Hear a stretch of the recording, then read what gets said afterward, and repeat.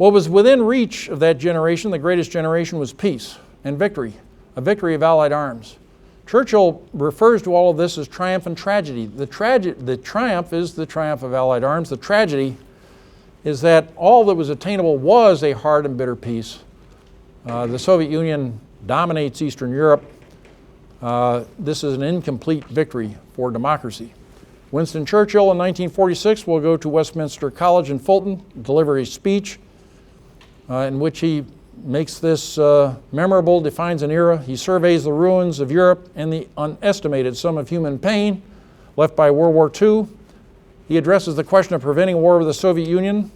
In a speech, he unforgettably describes the shadow of an iron curtain which is descending upon Europe. He acknowledges the valiant Red Army, their legitimate desire for security, and he reassures the West that they seek the fruits of a victory over the West without running the risk of war, meaning they can be safely contained. This is the best, but it is what we do achieve in 1944, 1945, a partial victory. Dwight Eisenhower, 20 years after D-Day, is interviewed by Walter Cronkite. I suggest going on YouTube. You can watch that entire interview. It's a remarkable thing, particularly in contrast with speeches that have been given at Normandy since. The 40th anniversary, Reagan, and recent ones, including 2019, 75th anniversary of President Trump. Dwight Eisenhower in 1964 tells Cronkite that the meaning of D-Day is that the Allied sacrifices, the risks that we ran, bought time for the Western democracies, bought time for us to do better. Did not win everything, but bought time. We are in the course of a hard and bitter peace.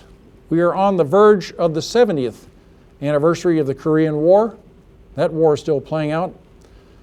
This is the summer, the 55th anniversary of the true beginning of the Vietnam War. We will fight wars in Korea and Vietnam. These are wars that will accelerate the rise of Asia and bring forth new powers that will signify the world rolling on.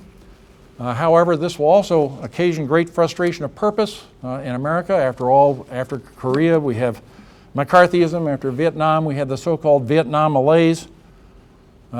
We questioned our purposes. We questioned our achievements in the world. We questioned the use of force, and we still do that. That always accompanies any use of American force overseas. It caused us for a long time perhaps to not fully appreciate the miracle of the European theater that we opened in June of 1944. And perhaps, like other things that I've referred to, even Sitchapuri, Americans perhaps do not fully appreciate the miraculous aspects of America's impact on the world.